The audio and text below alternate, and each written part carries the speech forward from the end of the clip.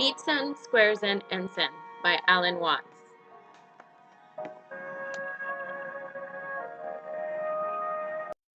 Alan Watts, the philosopher, was born in London in 1915.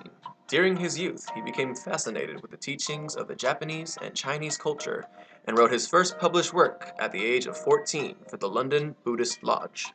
His first booklet on Zen was released in 1932, after which he moved to Chicago, where he served as an Episcopal priest for 6 years before leaving the church to teach at the Academy of Asian Studies in San Francisco. It was there that he had his greatest influence on the young minds of the Western Hemisphere, interpreting what he had learned about the nature of Zen as practiced in the East. He would eventually become dean of the academy and would go on to radio regularly to preach the word of Zen.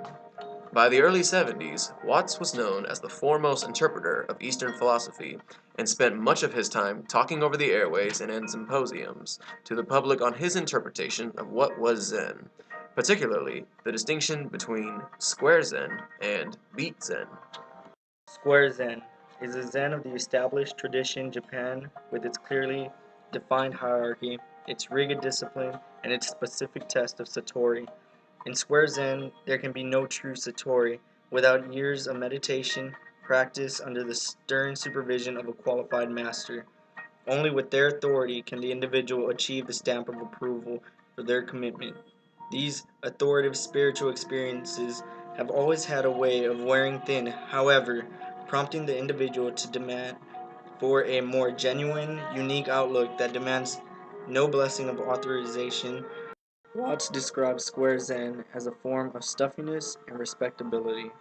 It is a complex phenomenon that ranges from a use of Zen for the justifying sheer caprice or random notions in art, literature, and life, to a very forceful social criticism and digging of the universe. It is the non-participation in the cultural norms of one society, a revolt that does not seek to change the existing order, but simply turns away from it to find the significance of life in subjective experience rather than achievement.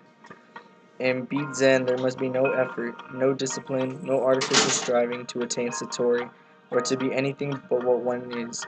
The extremes of Beat Zen need alarm no one, since as the fool who persists in his folly will become wise.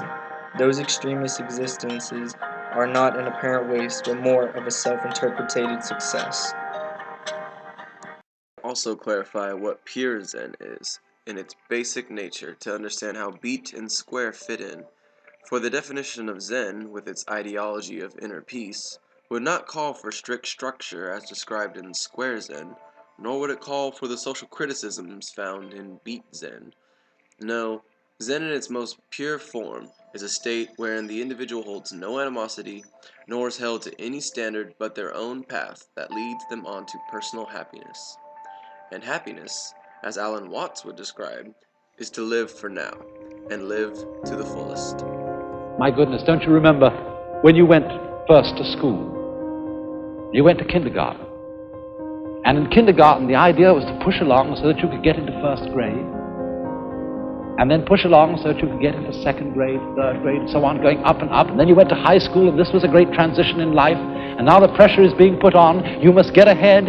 You must go up the grades and finally be good enough to get to college. And then when you get to college, you're still going step by step up to the great moment in which you're ready to go out into the world.